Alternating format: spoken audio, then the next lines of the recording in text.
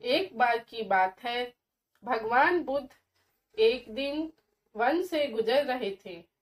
रास्ते में एक व्यक्ति जमीन खोद रहा था। बुद्ध विश्राम के लिए वृक्ष के नीचे बैठ गए।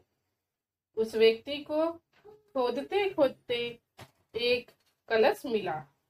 कलश में हीरे जवाहरात भरे हुए थे। उसने सोचा, आज मेरा भाग्य जाग उठा है। उसने कलश बुद्ध के चरणों में रखा तथा कहा, आपके आशीर्वाद से ही मुझे ये अकूत दौलत प्राप्त हुई है। मैं इसमें से कुछ रत्न आपको भेंट करना चाहता हूँ। बुद्ध ने कहा, तुम्हारे लिए यह दौलत है, किंतु मेरी दृष्टि में ये विष के समान है। बिना परिश्रम के मिला धन विष ही होता है। वह व्यक्ति नाराज होकर कलश लेकर चला गया। उसने हीरे जवाहरात बेचकर संपत्ति खरीदी और दरिद्र से धनवान हो गया। किसी ईर्ष्यालु ने राजा से शिकायत कर दी कि जमीन में दबा धन राजकोष का होता है। अमुक व्यक्ति ने उसे निजी काम में लाकर नियम का उल्लंघन किया है। राजा ने उस व्यक्ति को पकड़वा कर बुलवाया और कलश जमा कराने को कहा तो उसने सच्ची बात बता दी कि मैंने हीरे जवाहरात बेचकर संपत्ति खरीद ली है।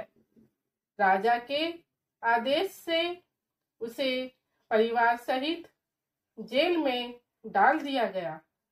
उसकी संपत्ति जब्त कर ली गई। एक दिन राजा जेल के निरीक्षण के लिए गया। उस व्यक्ति से भी मिला। उसने कहा, राजन, मुझे जब वो कलश जमीन से मिला तो बुद्ध वहीं थे।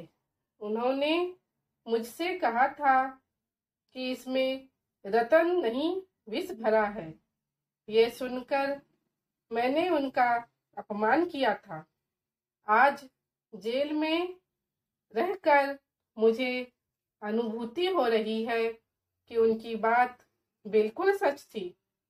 बिना परिश्रम किए बिना विष ही होता है। मैं एक बार भगवान बुद्ध के दर्शन कर उनसे क्षमा मांगना चाहता हूँ।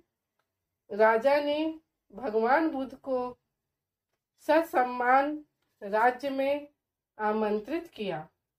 जेल से निकालकर उस व्यक्ति को बुद्ध के पास ले जाया गया। उसने उनके चरणों में बैठकर क्षमा मांगी तथा कहा, आपकी बात सत्य थी। कलश में वास्तव में विष था जिसने मुझे जेल भिजवाया। बुद्ध के आदेश से राजा ने उसे जेल से रिहा कर दिया। उसने उसी दिन से परिश्रम से प्राप्त धन से जीवन यापन शुरू कर दिया। धन्यवाद।